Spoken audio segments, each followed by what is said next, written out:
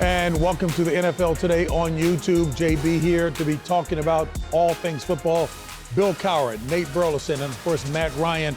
We're going to talk about the two conferences, if you will, divisions that are doing well, the NFC West, the AFC West. On the AFC side, championship caliber was shown by Kansas City when they have a lot of healthy players back. They're still very much in the mix. Very much so. I think you look at them and, getting Xavier Worthy back, and we said Rashee Rice could come back too. And I think, they got a little bit of chip on their shoulder. They're still playing good defense. And you can't discount the LA Chargers because they sat there and go 3-0 against three divisions. So they are 3-0 in their division right now. So they kind of got one of that little box right there. They checked that box. And then you talk about the Denver Broncos. Just beat the champs. They won 2 in a row, and they sat there, and now you look at these guys and think about, okay, maybe they've got a little bit, and we know what they can do against the Kansas City Chiefs. So, yes, the Raiders I don't think are going to be a factor here. But those three teams, the Chargers, the Broncos, the Chiefs, it's going to be a battle down the line. And I think the one thing that they all have is they got good coaching. Yeah. I think when you look at the coaching with those three guys, Harbaugh, Sean Payton, and obviously Andy Reid, you got three guys that know how to make these adjustments that you're talking about, problem solving of October football. Yeah. These guys have done that, and they're doing that. And Yeah. so I think that's, you look at that, and it's going to be great to watch this thing unfold. 2 Super Bowl winners and a national championship winner in Jim Harbaugh, who's taken a team to the Super Bowl as well. They all know what it takes. And they all know, like you said, how to make the adjustments, read their team, find their team. I look at this division and I think, is anybody willing to step up and overtake the Kansas City Chiefs? Are they in position to be able to overtake a Patrick Mahomes, overtake an Andy Reid? That win last week against the Baltimore Ravens. That was vintage Andy Reid, Patrick Mahomes, and Steve Spagnuolo too. The defense getting after it, right? I think the combination of those guys and this guy right here.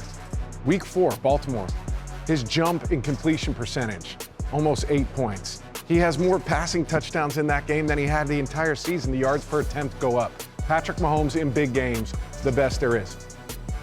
But who's willing to take that next step? Is it Justin Herbert, right? I think about quarterbacks. Is it Bo Nix? Bo Nix, a huge step in the right direction, beating a really good Philly team on the road. Justin Herbert has done everything we want from him other than perform in the playoffs. And those things are the next things to come for those two organizations. I love this job because the storylines, they write themselves. Right. When it comes to Chiefs Kingdom, it went from, kingdom come to kingdom done to kingdom calm down.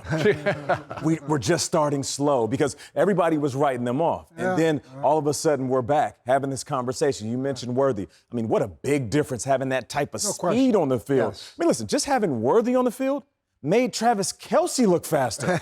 He was out there balling. And then you mentioned having Rice coming back in a little bit. But then when it comes to Bo Nix, last year we saw Bo Nix really trying to find himself.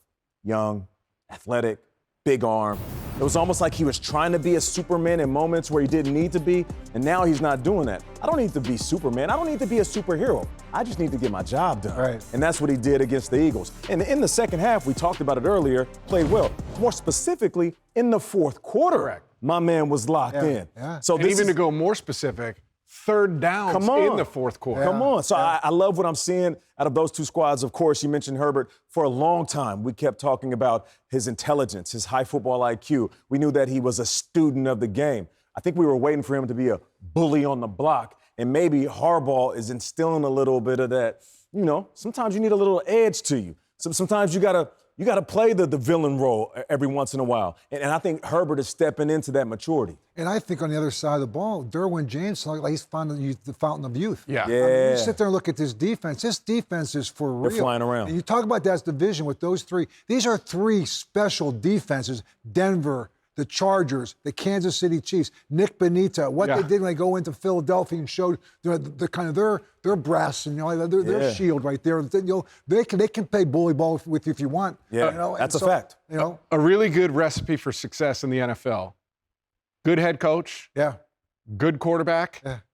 Good defense. Yeah. I think the best defense in that division is the Denver Broncos. I agree.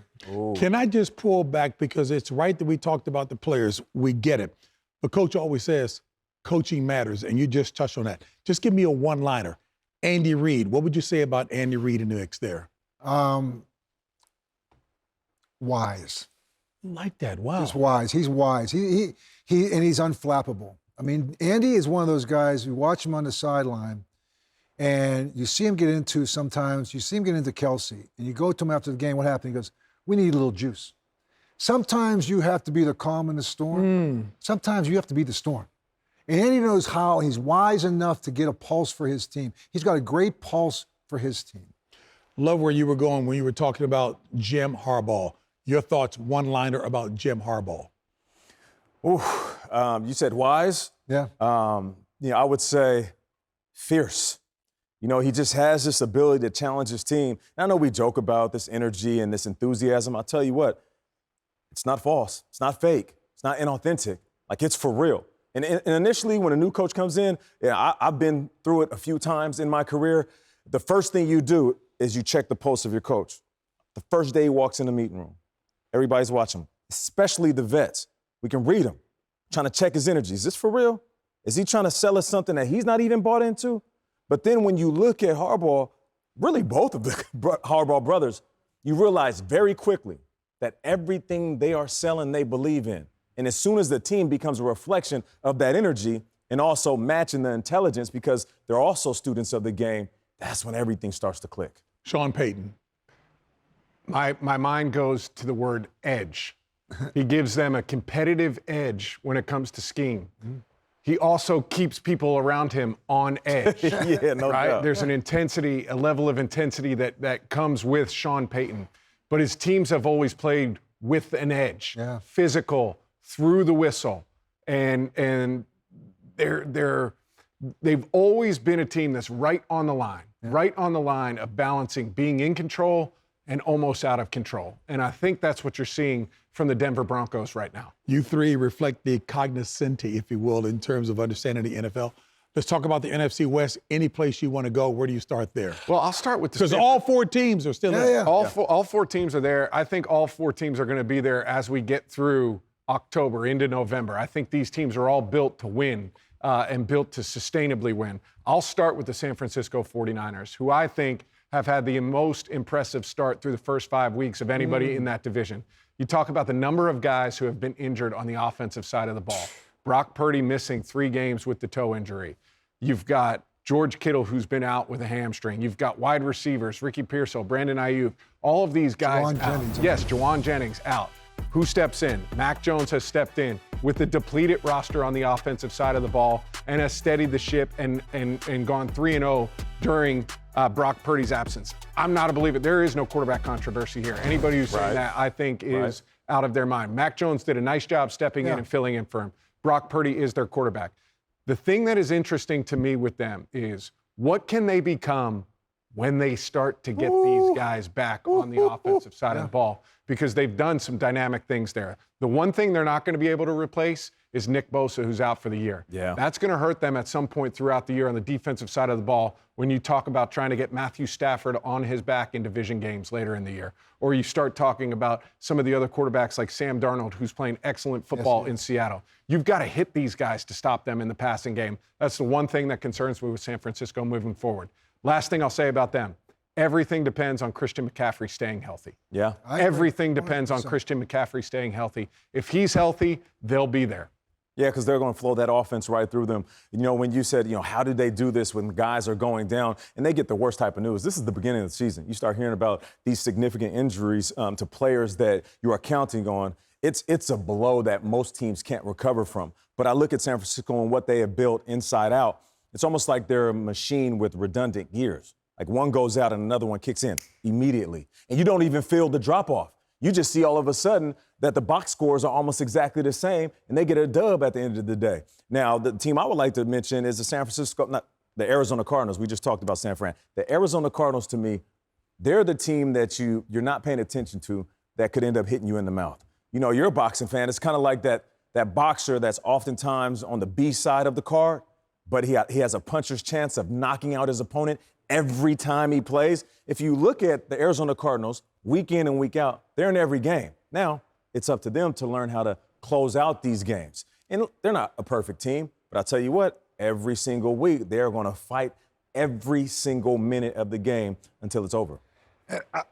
Again, I go back to saying that I think the other guy that's really critical to San Francisco, Robert Saleh. Yes. And I think Robert Saleh coming in has really stabilized that side of the ball. But I look at the Rams, and they got a Super Bowl winning quarterback. They got a Super Bowl winning head coach. They got a defense that's young, hungry, and you talk about where he's at. This guy right here in that division, best quarterback in that division, bar none. He's leading the league in touchdowns, Coach. Leading the league in touchdowns. I mean, this is like right now, and he is. You talk about a leader. You talk about a selfless guy, a guy that's just tough. And they've got maybe the best receiver in football, in Puka Nacua. Say what you want, toughness right there. They got Devontae Adams as a compliment. Yeah, As the Robin. As the Robin. And so they have 2 losses based on block kicks. 2 block kicks. I mean, this is a team that could very easily be 5-0, but there's an edginess about them.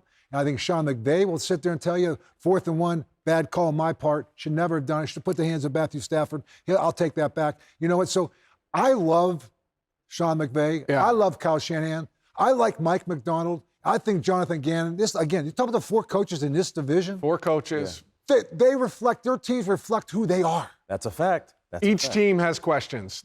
Each team has questions. Health concerns for San Francisco, finishing games for LA, lack of experience in playoff-type situations for Seattle and Arizona.